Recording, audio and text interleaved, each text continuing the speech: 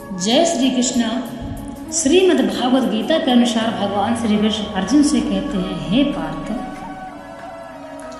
संसार में सभी मनुष्य चाहते हैं, परंतु वास्तविक सुख क्या है और कैसे मिलता है, इस बात को ना जानने के कारण वे भ्रम से भोगों में ही सुख समझ बैठते हैं। उन्हीं की कामना करते हैं और उन्हीं को प्राप्त करने की चेष्टा करते हैं। उसमें बाधा आने पर वे क्रोध के वश में हो जाते हैं, परंतु नियम यह है कि काम क्रोध के वश में रहने वाला मनुष्य कदापि सुखी नहीं हो सकता। जो कामना के वश है वह स्त्री, पुत्र और धन, मन आदि की प्राप्ति के लिए, और जो क्रोध के वश है वह दूसरों का अनिष्ट करने के लिए भांति भांति के अनर्थों और पापों में प्रवृत्त होता है। परिणाम में वह इस लोक में रोग, शोक, अपमान, अपयश, अकुलता, भय, अशांति, उद्वेग और नाना प्रकार के तापों तथा परलोक में नरक और पशु, पक्षी, कृमि, कीट आदि योनियों में भांति भांति के क्लेशों को प्राप्त होता है।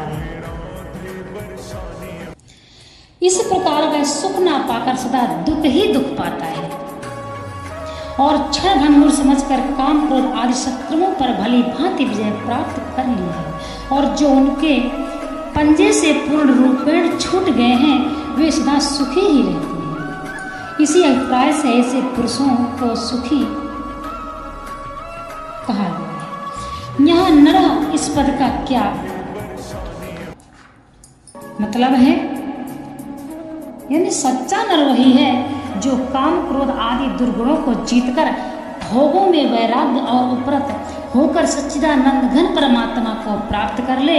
नर शब्द वस्तु ऐसे ही मनुष्य का वाचक है। फिर आकार में चाहे वह स्त्री हो या पुरुष, अज्ञान विमोहित मनुष्य आसक्तिवश अपात्र रमणीय विषयों के प्रलोभन से फंसकर परमात्मा को भूल जाता है और काम, क्रोध आदि के परायण होकर नीच पशुओं और पिशाचों की भांति आहार, निद्रा, मैथुन और कलह की प्रवृत्ति में रहता है। वह नर नहीं, वह तो पशु से भी ज्यादा निकम्मा है। कैसे?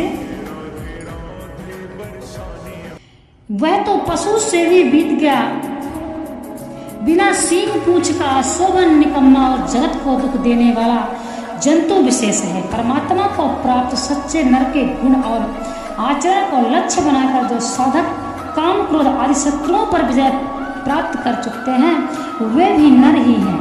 इसी भाव से यहाँ नर शब्द का प्रयोग किया गया है। जिसने काम, क्रोध को जीत लिया है तथा जिसे युक्त और सुखी कहा गया है,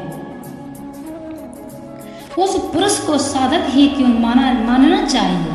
उसे सिद्ध मान लिया जाए तो क्या हानि है? केवल काम, क्रोध पर विजय प्राप्त कर लेने मात्र से ही कोई कष्ट, कोई सिद्ध नहीं हो जाता। सिद्ध में तो काम, क्रोध आदि की गंध भी नहीं रहती है। यह बात इसी अध्याय के 26वें श्लोक में भगवान ने कही है। फिर यहाँ उसे सुखी ही बतलाया गया है। यदि वह अच्छे सुख को प्राप्त करने वाला सिद्ध पुरुष होता तो उसके लिए यहाँ परम सुखी या अन्य कोई विलक्षण विशेषण दिया जाता। यहाँ वह उसी सात्विक सुख का अनुभव करने वाला है जो पुरुष 21वें श्लोक के पूर्वार्ध के अनुसार परमात्मा के ध्यान में प्राप्त होता है। इसलिए इस श्लोक में वर्णित पुरुषों को साधक ही समझना चाहिए। उपरित प्रकार से बाह्य विषय भोगों को क्षणिक और दुखों का कारण समझकर तथा आसक्ति का त्याग करके जो काम, क्रोध पर विजय प्राप्त कर चुका है, अब ऐसे सांख्य योगी की अंतिम स्थिति का फल सहित वर्णन कीजिए। जो पुरुष परमात्मा की सुख वाला है, आत्मा में ही रमण करने वाला है तथा आत्मा में ही ज्ञान वाला है, वह सच्चिदानंद घन परम ब्रह्म परमात्मा के साथ एक ही भाव को प्राप्त शांत योग की शांत बाह्य को प्राप्त होता है। अंता सुख क्या है? अर्जुन पूछते हैं, हे माधव, अंता सुख क्या है? यह अंतः शब्द संपूर्ण जगत के अंतः स्थित परमात्मा का वाचक है, अंतःकरण का नहीं। इसका यह अभिप्राय है कि जो पुरुष बाह्य विषय भोग रूप सांसारिक सुखों की स्वप्न की भांति अनित्य समझ लेने के कारण उनको सुख नहीं मानता, किंतु इन सब के अंतः स्थित परम आनंद स्वरूप परमात्मा में ही सुख मानता है, वही अंतः सुख अर्थात परमात्मा ही सुख वाला है। अंतराराम कहने का क्या अर्थ है?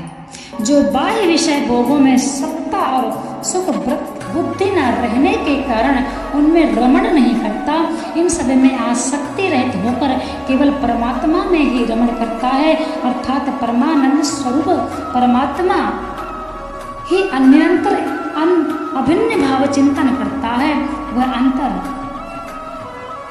अंतराराम कहलाता है। भगवान की भक्ति पूजा सभी करते हैं, परंतु उनको यह पता नहीं है कि हमें अपनी पूजा का फल प्राप्त हो रहा है या नहीं। कुछ बातें सभी भक्तों को पता होनी चाहिए।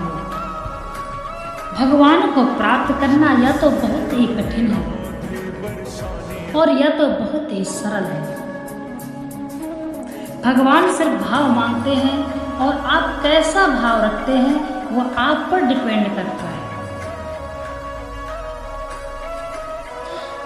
आपने देखा होगा शास्त्र में जब आप निगाह डालते हैं, पढ़ते हैं, तो हमेशा सरल स्वभाव के व्यक्ति को ही भगवान दर्शन देते हैं। भगवान श्री कृष्ण गीता में कहते हैं, ना मैं बड़े बड़े चढ़ावे मांगता और ना मैं ये देखता कि मेरा भक्त मेरी विधि से पूजा कर रहा है या नहीं। हे पार्थ, मैं तो यह देखता हूँ कि मेरे भक्त का भाव कैसा है, कि भाव के भूखे हैं भगवान। इसलिए जो भी व्यक्ति पूजा पाठ करते हैं, भक्ति करते हैं, अपने धर्म का पालन करते हैं, उन व्यक्तियों को भगवान पर पूरी श्रद्धा होनी चाहिए। हम अपने जैसे कर्म हैं वैसे ही हमारा जीवन व्यतीत हो रहा है, वह हमको सब कुछ भोगना पड़ेगा। और जो हम भक्ति कर रहे हैं, भगवान हमें उस विपत्ति से अवश्य बचाते हैं जहाँ पर हमें डूबने की संभावना रहती है। इसलिए भगवान पर जो भरोसा करते हैं, भगवान उनका हाथ हमेशा थाम के रखते हैं। जैसे द्रौपदी, सुदामा, इस प्रकार से गजराज, भगवान पर सिर्फ पूर्ण भरोसा होना चाहिए। और भगवान की एक कमजोरी है, भगवान अपने भक्त का भरोसा नहीं तोड़ते। यदि आप किसी को 10 बार नाम लेके बुलाएंगे तो एक बार वह अवश्य मुड़ के देखेगा। इसी प्रकार आप लगे रहिए, डटे रहिए भगवान का नाम जप करने में, भगवान आपको एक दिन अवश्य देखेंगे। श्रीमद् भागवत गीता के अनुसार सभी जीवों में ब्रह्म देखना चाहिए, मनुष्य का यही कर्तव्य है। समस्त संसार में श्री कृष्ण व्याप्त है, इसलिए मनुष्य को अपने कर्मों पर अवश्य ध्यान देना चाहिए।